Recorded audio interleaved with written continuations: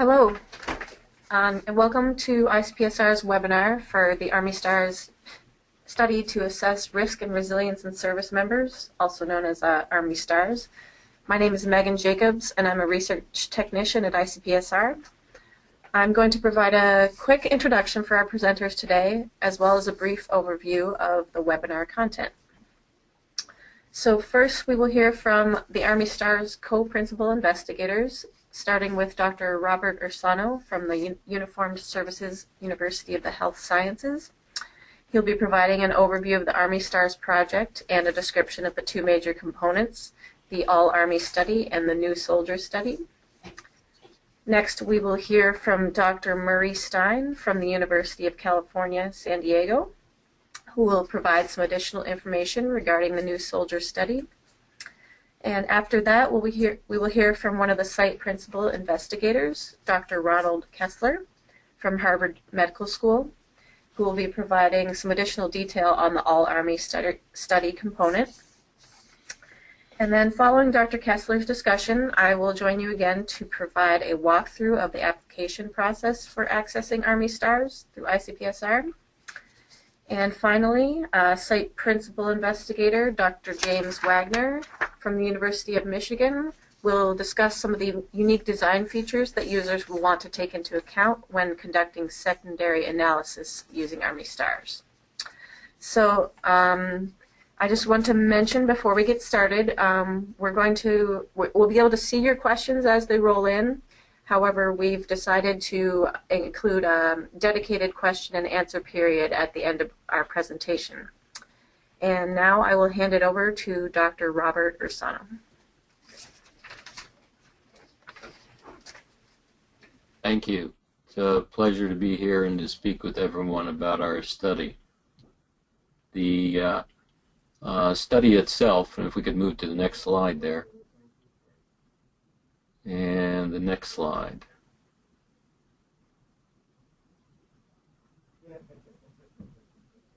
Looking for one here.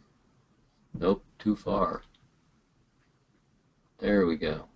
So to describe to you a bit about the study, this study, which is known as Army STARRS, which has now moved to a new name in its reincarnation and continuation, which is called STARRS LS, so you may see those used interchangeably over time.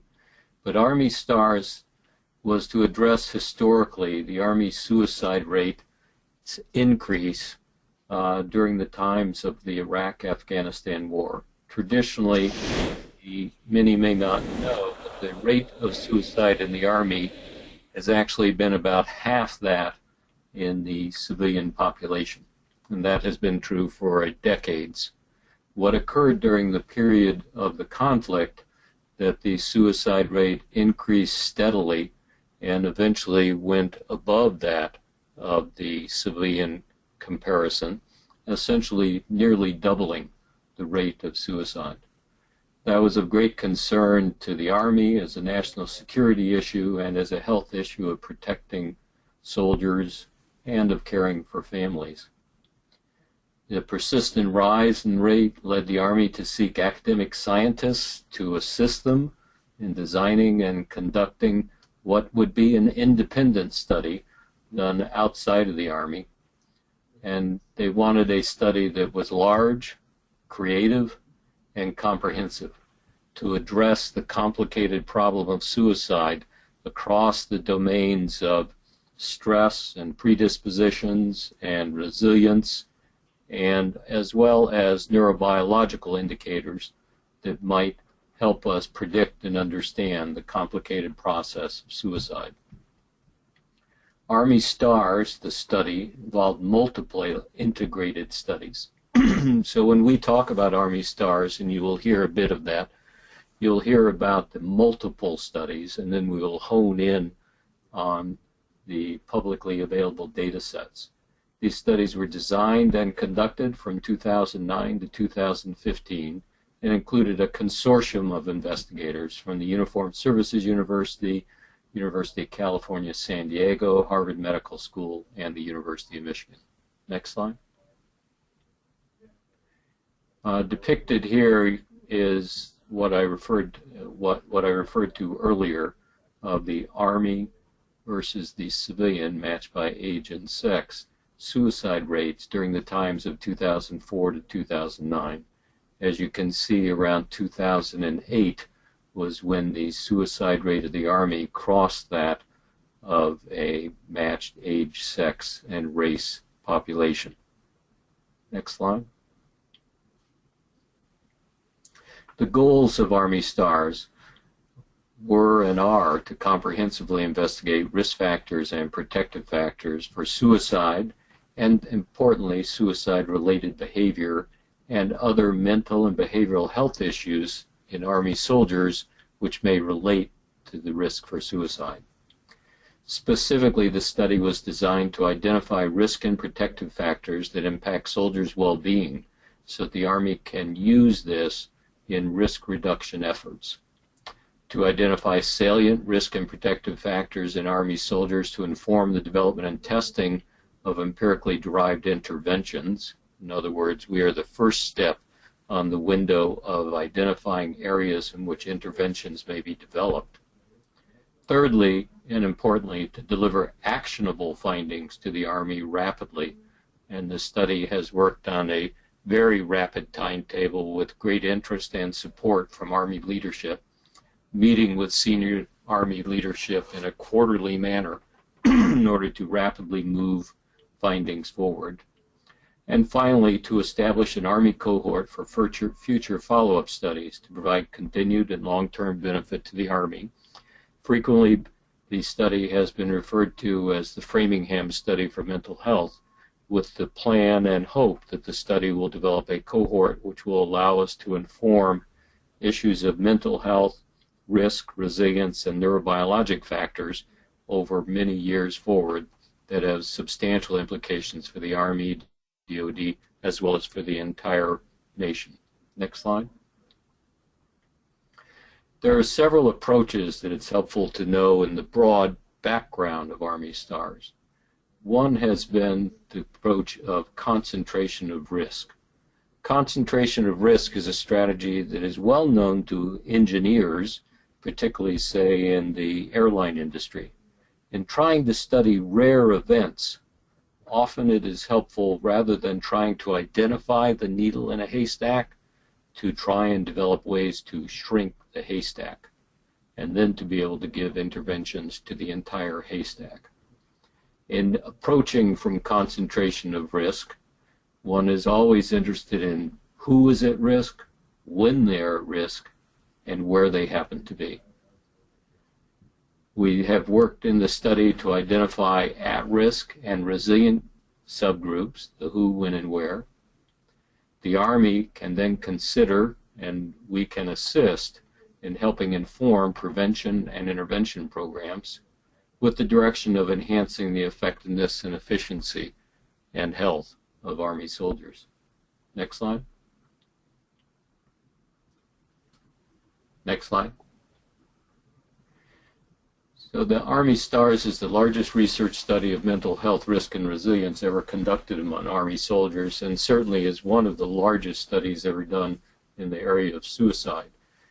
Suicide behavior is a function of multiple interrelated risk and protective factors, including individual psychological health, neurobiologic elements, cognition, group and unit function, and contextual, as well as the adversities that individuals and groups face. The study is broad. It examines outcomes across a range of suicide behaviors, as well as the precursors, and importantly the precursors, to identify those at risk. Targeted in particular are questions of completed suicide, suicide attempts, suicide ideation, accidents, as well as the broad concept of psychological health. Thinking about how all of these interact and on what trajectories they follow is a part of the STARRS effort.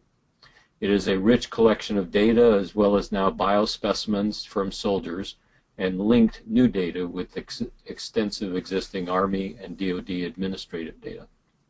Rapid dissemination has been a key part of the study plan, and findings are communicated directly to the Secretary of the Army, the Chief of Staff of the Army, the Vice Chief of Staff of the Army, and the Deputy Undersecretary of the Army in quarterly in-person briefings.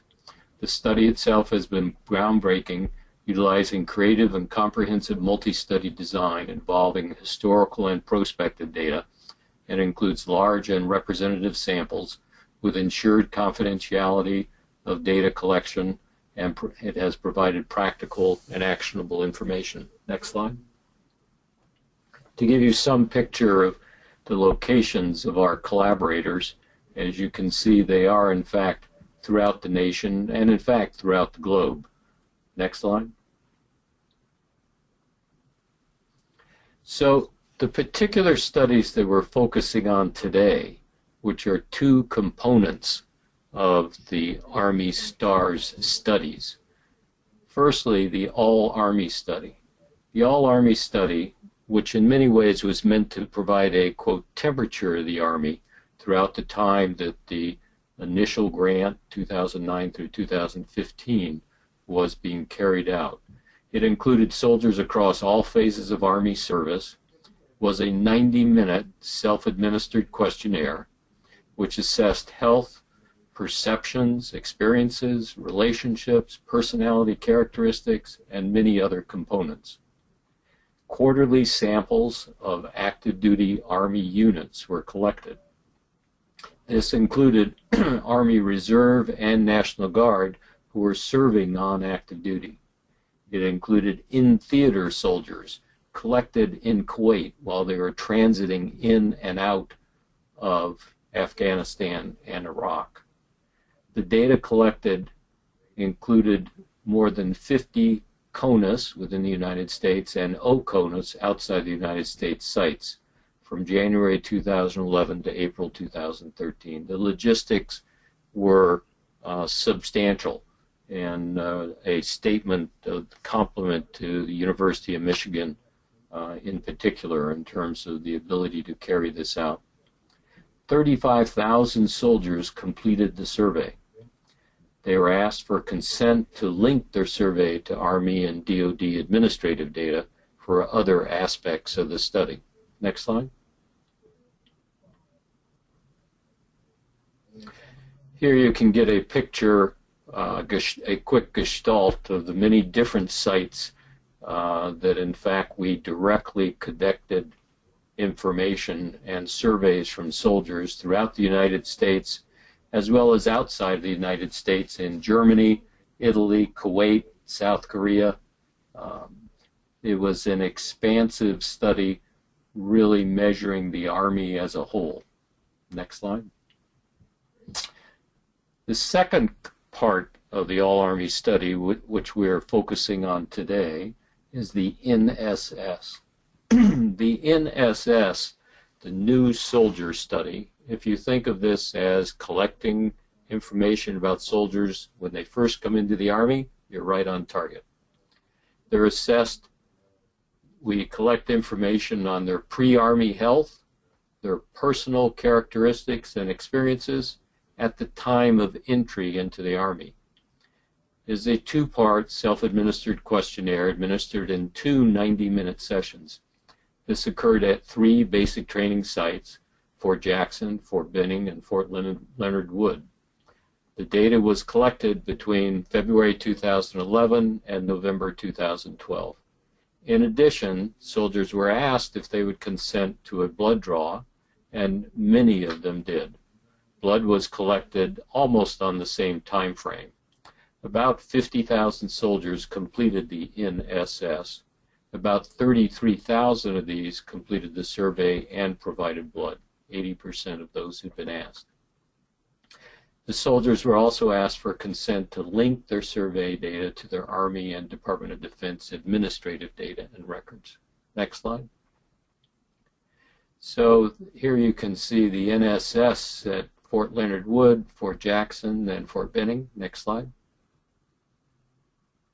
And to give you in one picture the numbers, you can see the samples as I referred to before, that the sample for the AAS selected was about 47,000, the NSS about 53,000, and you can move down and see the survey data at ICPSR, which is the primary focus of this seminar, is then approximately 21,000 AAS surveys, completed surveys, considered to linking to Army and DoD administrative data, and data were successfully linked, and about 38,000 new soldier surveys.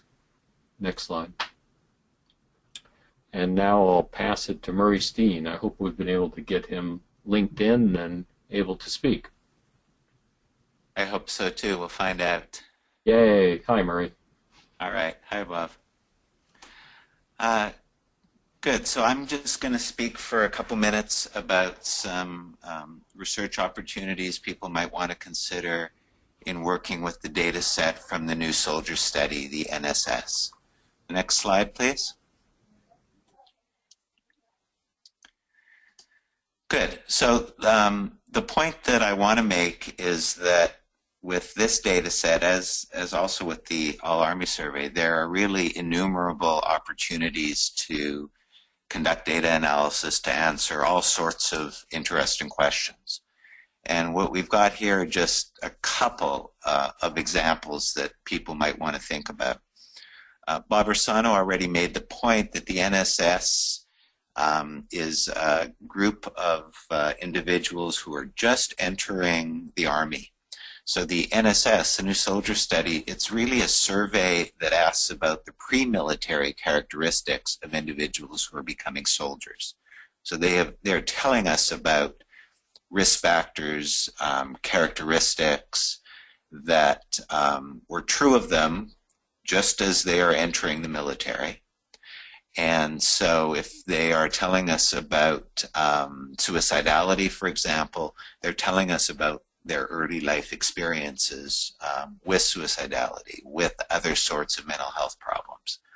So we as a group so far, the principal investigators, we publish primarily on risk factors for suicidality, but there are risk factors for many, many other disorders that could be considered, and we've really just kind of scratched the surface with that, and are hoping that, you know, others will take the data and run with it and look at other disorders. One of the really nice features of the data set is that respondents report age of onset for the different disorders they may have developed before entering the military.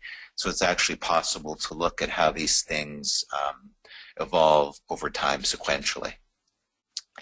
Another possibility is that one might be able to go beyond the typical DSM diagnoses. And in many cases, the diagnostic phenotypes can be used to count symptoms or to look at particular symptoms or symptom types or clusters of symptoms. It'll be important for people to look carefully at the surveys themselves, because in some cases there are skip-outs that might not let you count all the symptoms within a particular domain, but often you can. And that sort of approach can facilitate research that would be more along the lines of the NIMH RDoC, Research Domain Criteria approach, where rather than look at established DSM disorders, one could look at particular domains of function that can be queried. So I think this data set really lends itself to doing that. And then there are just a multitude of topics that our research team, the principal investigators, really haven't even tapped into at all. And they're just a couple examples that we came up with off the tops of our heads. But there's very interesting questions about spirituality in the surveys, a lot of information about prior treatment utilization for mental health problems. So those are just a couple of examples of topics that haven't been looked at all. And again, a couple of many, many possible topics. So let me stop there and turn things over to Dr. Ron Kessler, who's going to talk about the All-Army study. Thanks, Murray. I am going to tell you a little bit about the same sort of stuff that Murray just raised about but dealing with the All-Army study. The most important thing, and Murray mentioned this, is that you really got to sit down and study carefully the surveys themselves. Next slide, please. This is where you can get a copy of the All Army Survey, and the same site will show you the New Soldier Survey. You really need to spend, if you're, say, a graduate student or a postdoc interested in doing this stuff, spending an afternoon, spending 4 hours really studying carefully exactly what the questions are, exactly what the skip logic is, and so forth.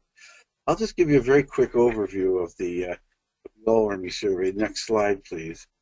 I should mention that the All Army Survey is much less extensive than the New Soldier Survey. The New Soldier Survey was 2 45-minute sessions where we got a really in-depth assessment of lifetime history of psychopathology prior to joining the Army. So we have full assessments of major depression and GAD and panic disorder and PTSD and alcohol and drug problems. You can generate DSM-4 lifetime diagnoses, having information on age of onset and recency, course of illness, and so forth.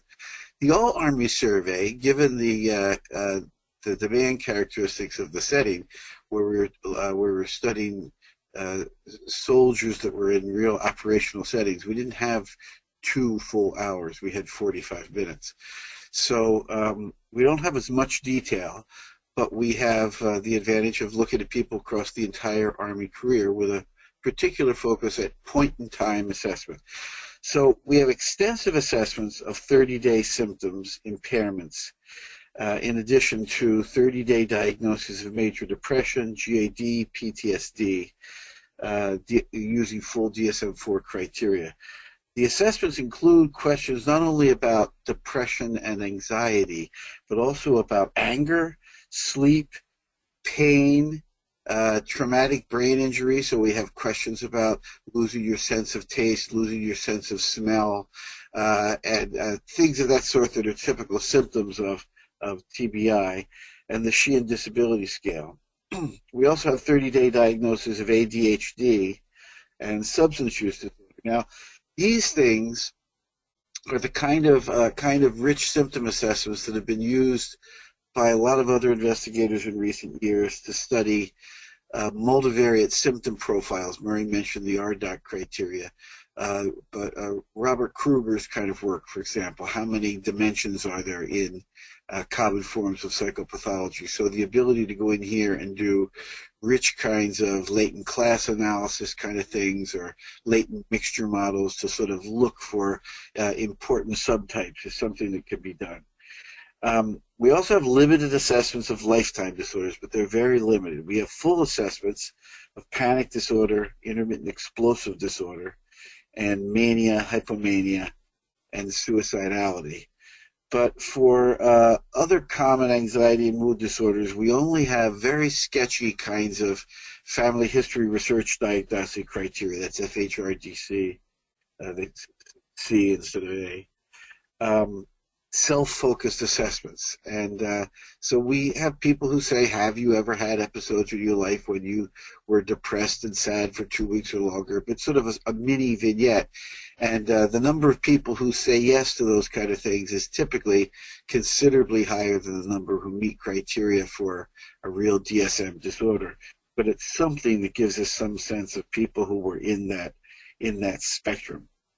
And that kind of thing would allow us to be able to say, among people who've ever in their life had something in the spectrum, what proportion of them have something in the past 30 days. We also have 30-day information. We also have data about lifetime prevalence of concussions, which is something of considerable interest in the military. And to our surprise initially, although as we start looking at other sources, maybe not that surprising, a substantial percentage of people in the Army have had concussions in their life prior to joining the Army. I think it maybe is as close as 50% of the population in the New Soldier Survey and in the AAS had concussions in the past. Next slide, please.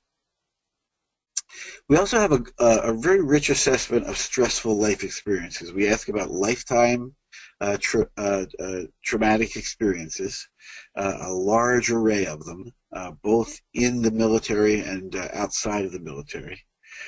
We have information about lifetime deployment-related stressors along the lines of the same kind of scales that Dan and Linda King developed 2 decades ago. and Terry Keane and friends have used in other studies.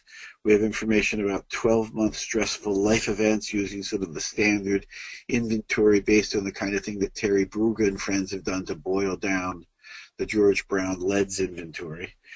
We have information on chronic difficulties as well, which again, back to George Brown's earlier work, looking at the conjunction of a ongoing chronic difficulty with acute problems overlaid on top of it. It's a combination of those two that often triggers episodes of anxiety and mood disorder.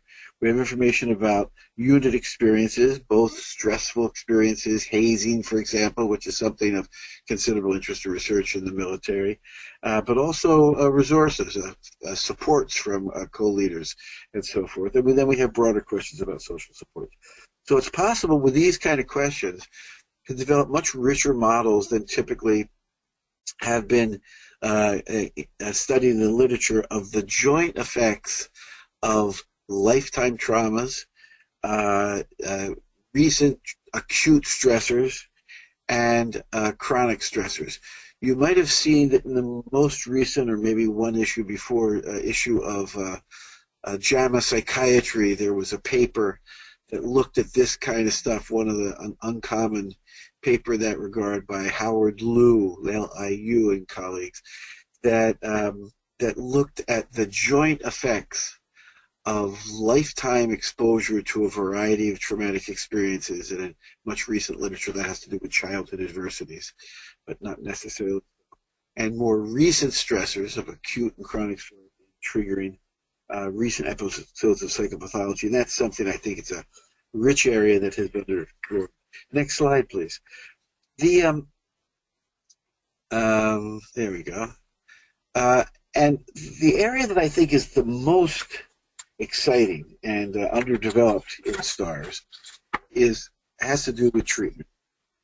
We're explicitly not looking at treatment in the STARRS data because there are other Army and DoD studies that have been tasked with doing that. But we, before that decision was made, we built in a pretty substantial assessment of treatment, because this is, of course, something that is of enormous policy importance. It's probably not going to be a great surprise to anybody if we tell you that a lot of people in the Army STARRS study have depression and anxiety. That's not really news at this point.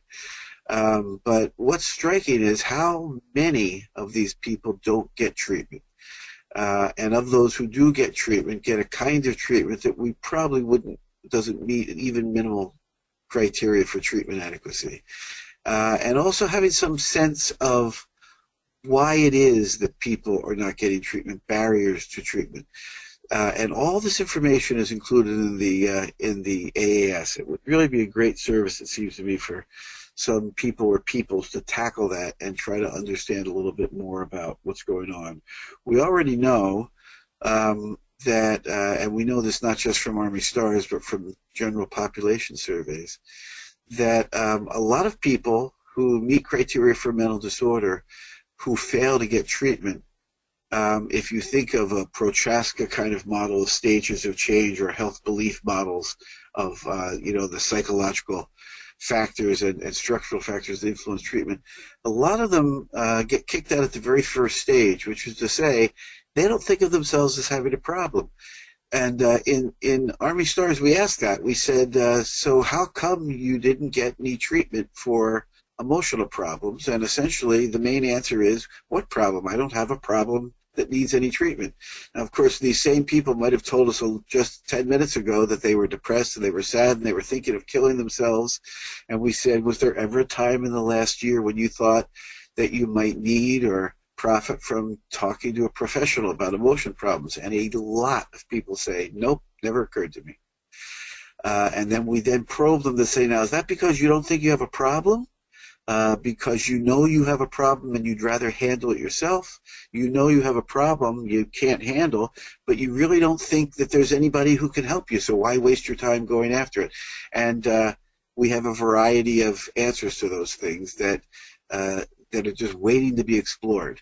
Among the people who know that they have problems and haven't gotten treatment, we have a lot of questions about, well, what were the barriers? What were the reasons? Was it financial? Was it embarrassment, not knowing where to go, and so forth? And understanding the array of barriers that influences not getting treatment has the potential to be of enormous policy importance. We also know comparable things about people who used to be in treatment and dropped out. There's very high rates of treatment dropout for mental health problems, and that too is something that's been under. Next slide, please. In doing this kind of work, it's really important to have a firm sense of what the design is that we're going to study. Now, James Wagner in a few minutes is going to talk to you about design-based estimation, which is mostly dealing with how do you get the right standard errors and so forth.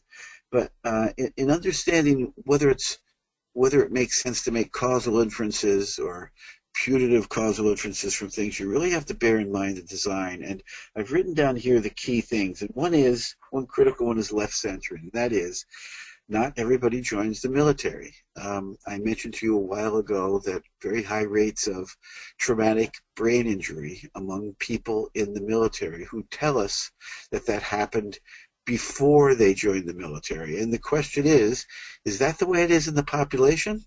Or are there certain kind of people who are, say, risk takers, who end up getting a lot of concussions as kids, who selectively enter the Army? And the answer is we don't know. We don't have general population comparisons for a lot of this stuff. So it's very important to be cautious in interpreting something about interventions dealing with risk factors.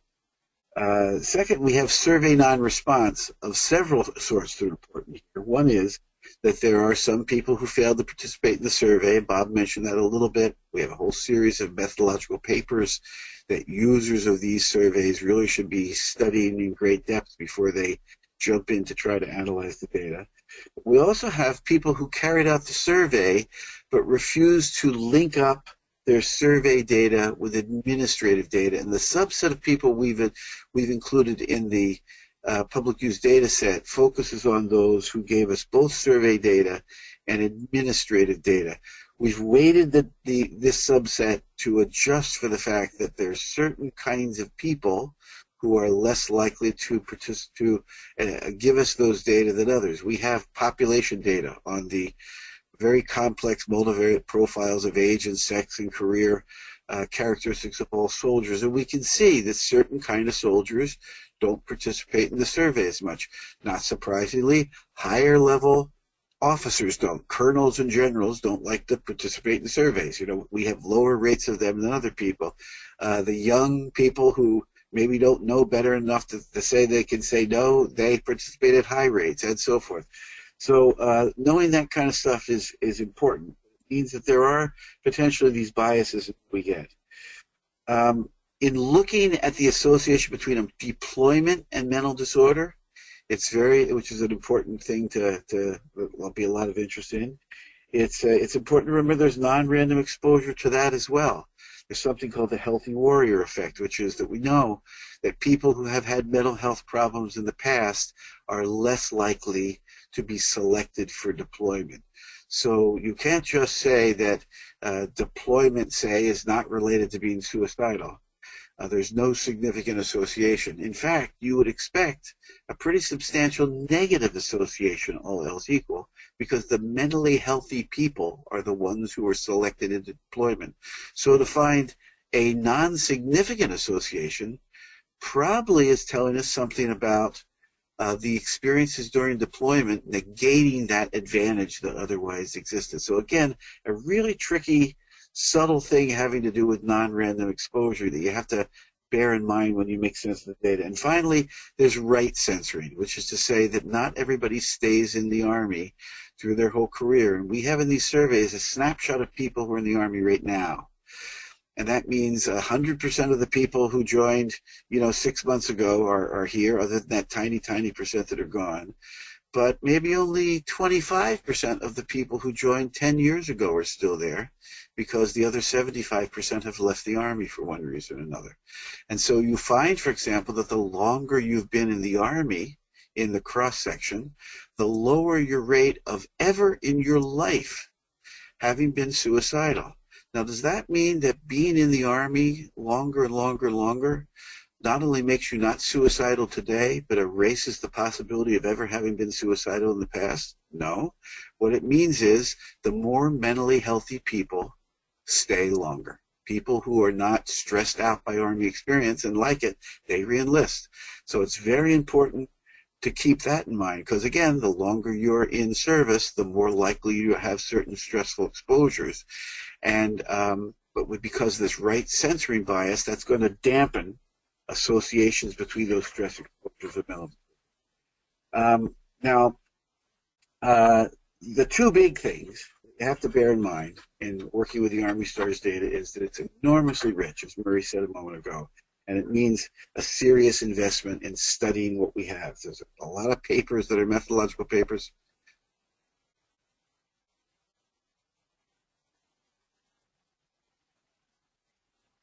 What happened? I think that means I'm done, but am I still there? Or do people hear me? We can still hear you, Ron. Okay. So you have to really study that stuff in depth. And then the other thing is you have to be very cautious, bearing in mind design considerations throughout always. When you make interpretations of your results, remember what the sample is, remember the non-random things that could have led to associations, and interpret your findings cautiously in light of them. So that's the end of my presentation. I'll turn it over to Megan to tell you a little bit about accessing the data.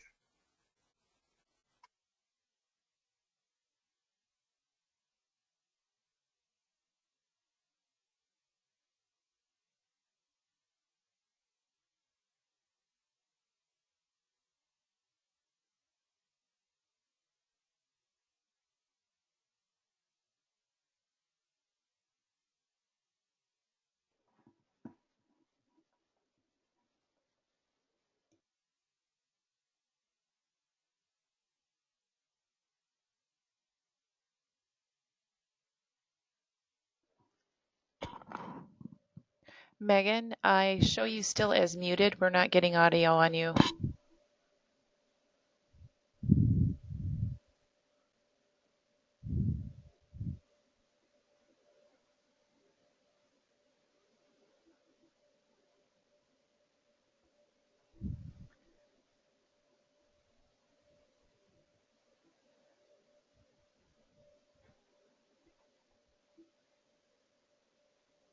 And Megan, we still have no audio. You have self-muted.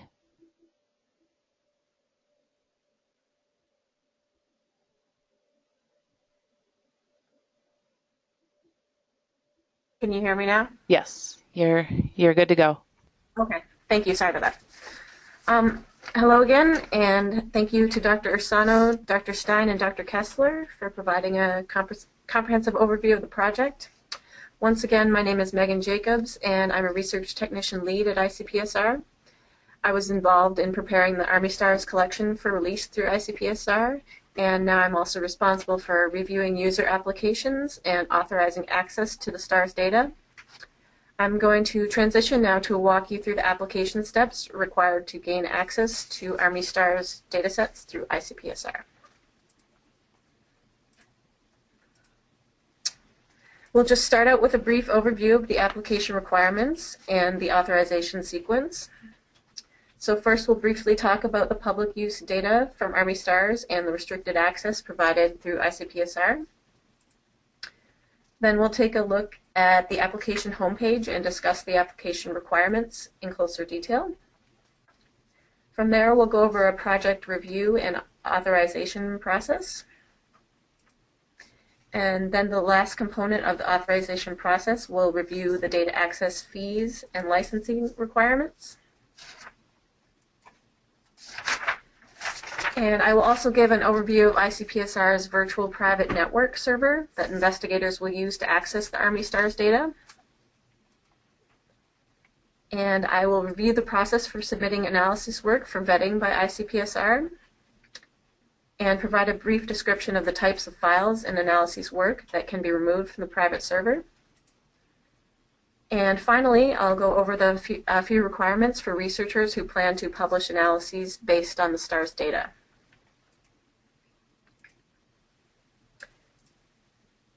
Okay, so to build off of the information presented earlier, I just want to talk a little bit about the STARRS data collection as a whole.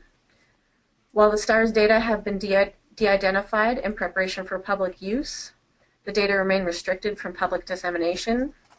In order to make the data available for secondary analyses, the Army STARRS data producers require that applicants complete a confidential data use agreement with ICPSR. And we'll talk a little bit more about the confidential data use agreement in the next few slides.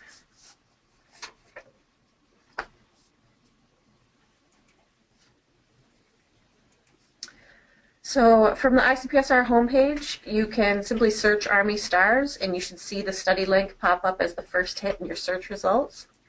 From the study page, you'll just want to scroll down to the Access Notes section and click on the Apply Online for access to the restricted use data.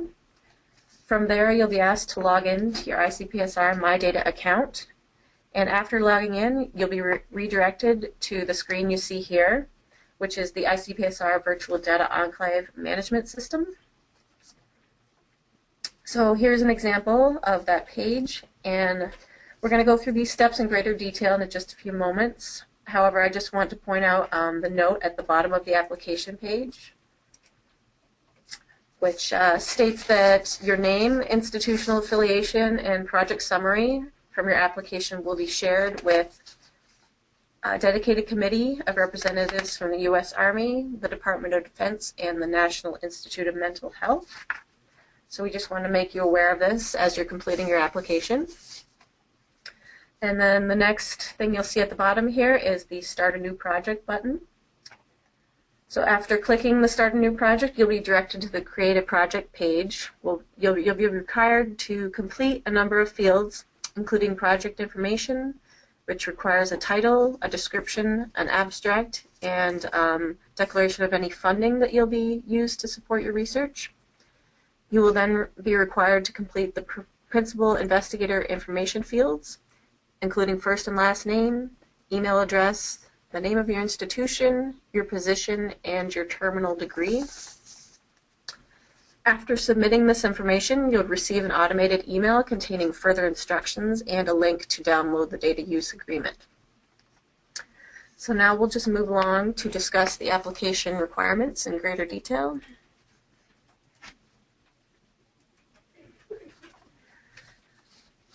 So there are three major components of the application process. The first two include a signed data use agreement and an IRB approval or exemption letter, and these are both completed prior to authorization. So these are the two documents you'll be sending in to ICPSR for review. And then the third component requires payment of the data access fees. So this component is submitted after your project has been authorized. And we'll talk about each of these components in a little bit greater detail.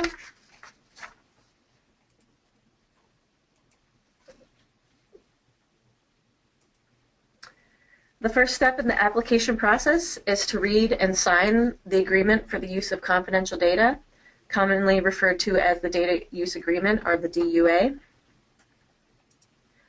Once again, you'll receive this document via email link after you've created your project application and completed the project and investigator information fields. So the first section of the DUA features a few definitions.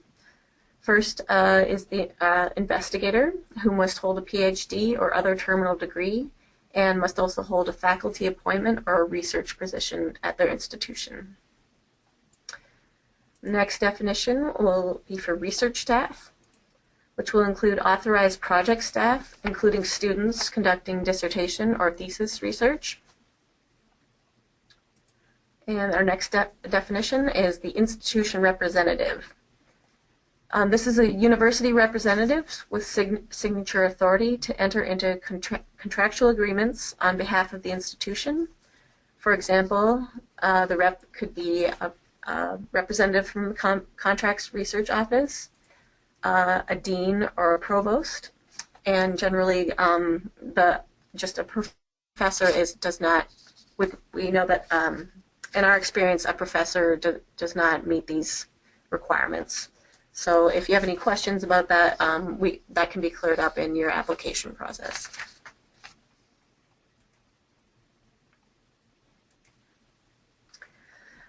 Please note that if you want to propose any modification to the data use agreement, that will need to be reviewed and approved by the University of Michigan's Office of Research and Sponsored Projects.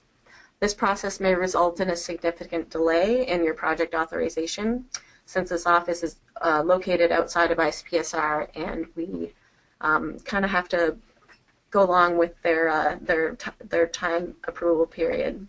So just want to keep that in mind.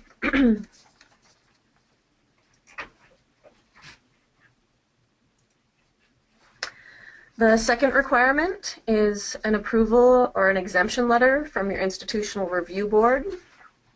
The letter must include, must name the investigator and not just the research staff member or the student. It must also be signed and dated by an IRB representative on IRB institutional letterhead.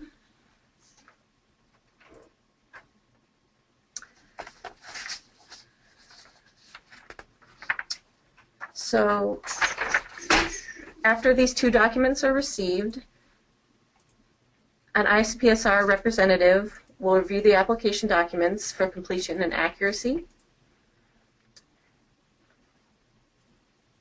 If an application does not meet the requirements, ICPSR staff will correspond with the applicant in order to facilitate necessary revisions.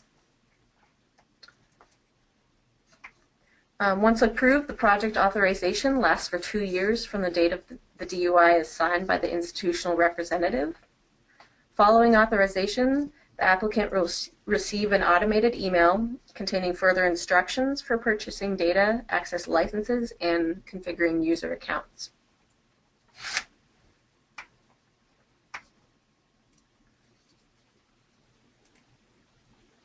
So the third component that is completed after the authorization is the submission of data access fees and licensing. Please note that the access fee is $350 per user per year. So that means if you have an investigator and a research staff member who both need access to the data, you'll have to purchase two licenses to set up 2 user accounts.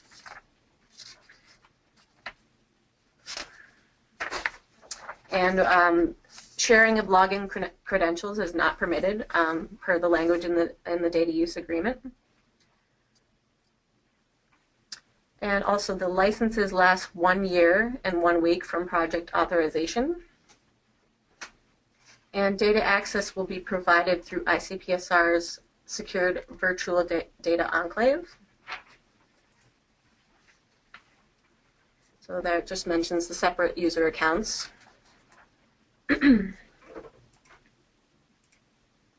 So now I'll just talk a little bit about the VDE.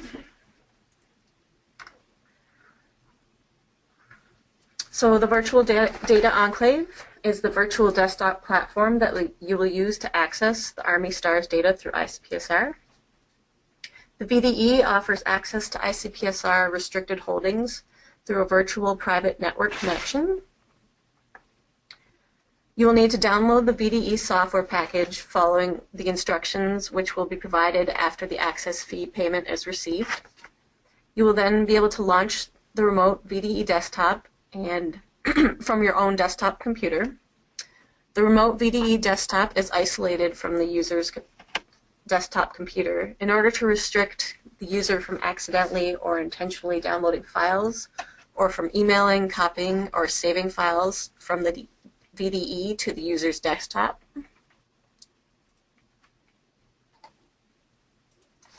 So once you set up your project and your account is configured, you will be set up with a dedicated project folder within the VDE. And here's an example of the file contents of the original data folder.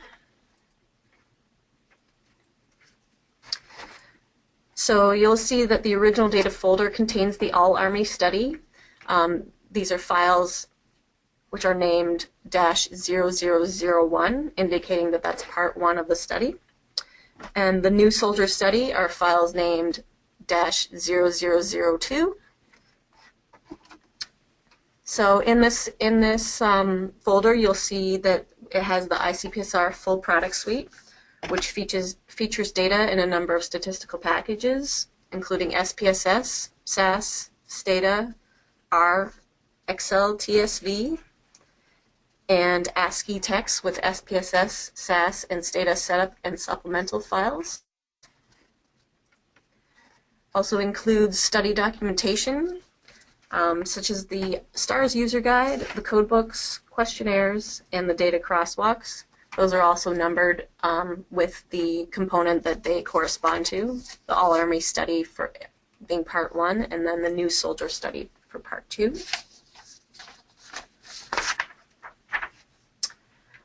Users will want to note that this folder is read-only in order to preserve the data files in their original form and to prevent any accidental deletions or unintended changes. Any analysis work that you conduct, you will want to save in a separate folder within your project directory.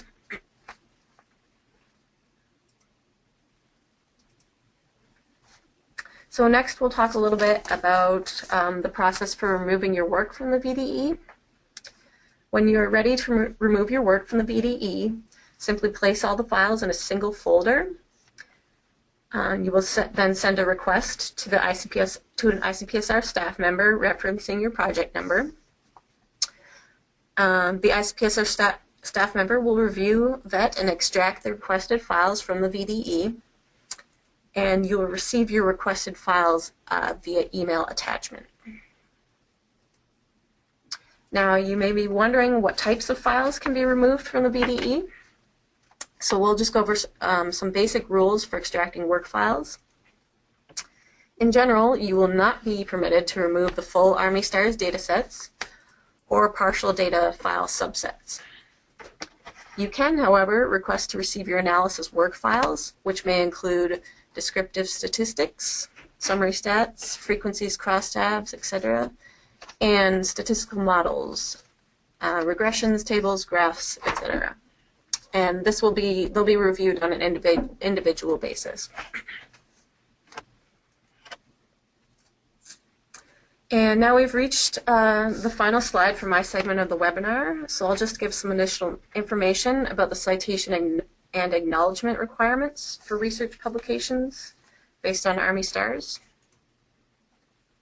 So the first requirement is in regard to the citing the project. All publications based on analysis of Army STARRS data must include the following citation. And then you'll want to put that in the references section of your publication. The second item requires that all publications include the following paragraph in the acknowledgement section, which details Army STARRS funding, data availability through ICPSR, and indicates that the publication author's analyses work and findings do not necessarily represent the views of the STARRS investigators, the Army, or the Department of Defense. And for future reference, this citation and acknowledgement paragraph are also available in the STARRS study documentation and on the main STARRS webpage, so you don't need to worry about remembering this. And that concludes the data access portion of the webinar. So I am going to hand it back over to Dr. James Wagner for a discussion about the use of Army STARRS data for secondary analysis. Okay, thanks, Megan. All right, so just a preface about what I'm not going to do, I'll start there. So I'm not really going to give a detailed description of how to conduct analyses of complex sample survey data. You can see on my slide here that I do give a recommendation for a really fine textbook written by the Site PIC Hearing Guide called Applied Survey Data Analysis. So if you're not familiar with survey data and the complexities of survey data, you may want to take a look at that textbook or seek other resources to help you understand how to analyze data from complex sample surveys. I'll start out by saying that both the AAS and NSS have complex sample designs, and that word complex has a very specific meaning in sample surveys. It means that there are particular design features that depart from simple random sampling that need to be accounted for when we do variance estimation. And specifically, there's stratification, clustering, and weights. And each of those needs to be accounted for. And I'll speak to those specific features for each of the two studies that we've been looking at today. But if you think about clustering just for a minute, as opposed to simple random sampling, when you draw a cluster sample, units that are close together may also have other similarities that are reflected in the data. And if we don't include that design feature in our analysis, we're going to end up with variance estimates that are probably too low, and that's a bad thing. So let's talk a little bit about the All-Army survey and some of the specific design features that you'll need to account for. As I said, it's a study that has stratification, clustering, and weights. And so that first aspect that I'll talk about is the weights. And if you want to think about the weights, in general, these weights allow us to map the sample onto the population. And as you can see from the table below, not every case has the same weight. So if you don't use those weights, you might not correctly map the sample onto the population. Now the cases have different weights, so an unweighted, as it says on the slide, an unweighted analysis might produce an incorrect mapping, and you might have a biased estimate. If you're interested, you can look for more detail in the user's guide that I'll mention in a moment. The specific variable names also given on the slide, that's the WGT_AAS. Now there's also stratification and clustering in the sample design for the All-Army survey. So the clustering, the design includes the cluster, which was the military unit. So the units were sampled, and that sample design is then reflected in that clustering variable, SE cluster. The stratification of the design is reflected in that variable SE strat.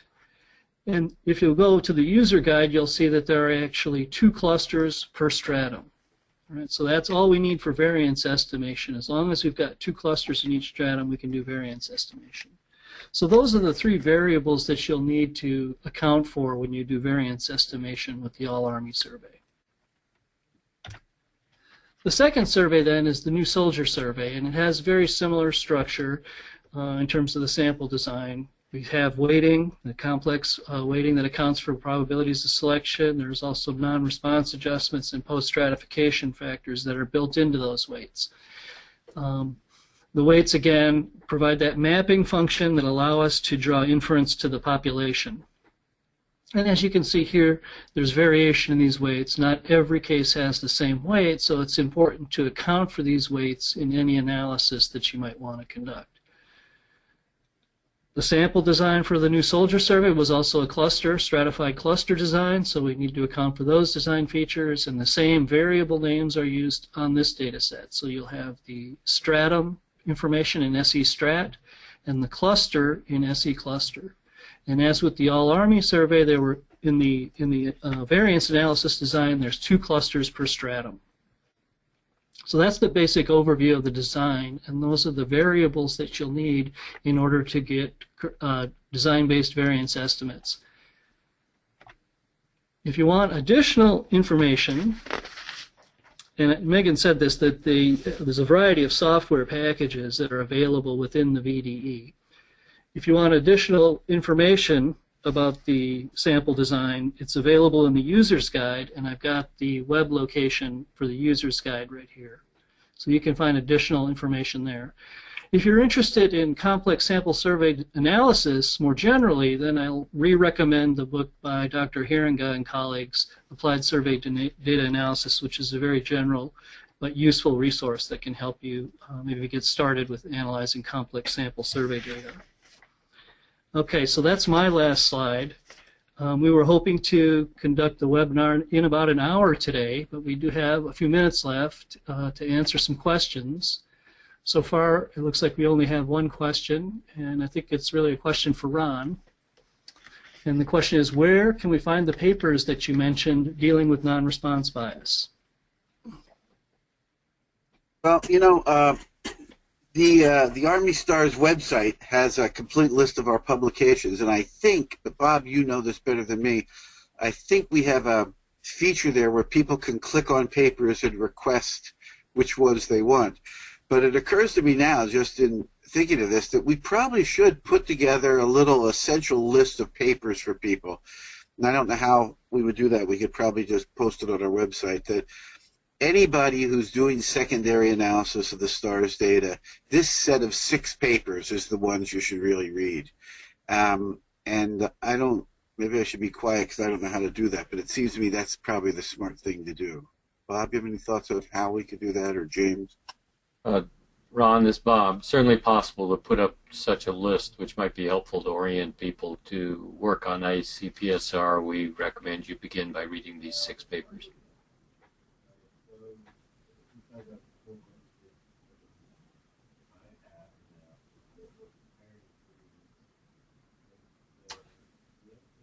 So I guess we are open to any other questions people might have.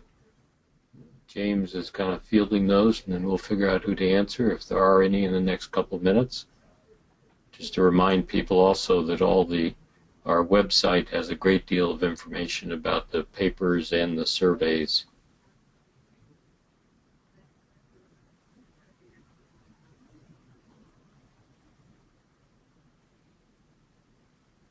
Sounds like perhaps, James, people are digesting what they heard. Yeah, I'm not seeing any other questions. But as Bob said, we can. Wait, I just got a question. Maybe we can send that to Megan. Megan, the question is, if we're interested in using other statistical tools outside of the VDE suite, like M+ or other SEM tools, is it possible to do that? Hello. This is something I would probably have to look into with our VDE tech team.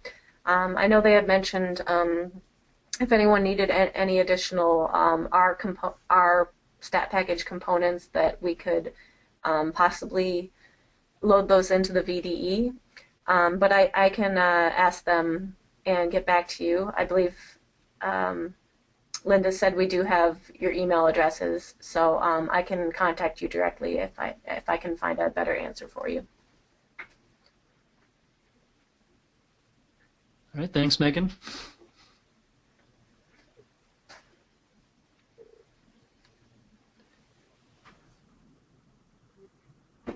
Well, in the absence of other questions, I think that that will be the end of the webinar. So, wait, actually, we've got one more question. We'll take one more question, and I think this is a question for Megan. And the question is, do we have to get the IRB approval in our own universities and/or ICPSR? Yes, so you'll want to submit your project description to your IRB for review and approval or exemption. Once you have that letter, you'll need that'll need to be signed by an IRB representative, and then you will submit that to ICPSR as the second component of your application. All right, great. Thanks, Megan. All right, so thanks everybody for joining our webinar today. We hope it's been helpful for you. It's been a lot of fun for us to talk about the studies with you today. And with that, we'll end our webinar. Thank you very much. Bye-bye.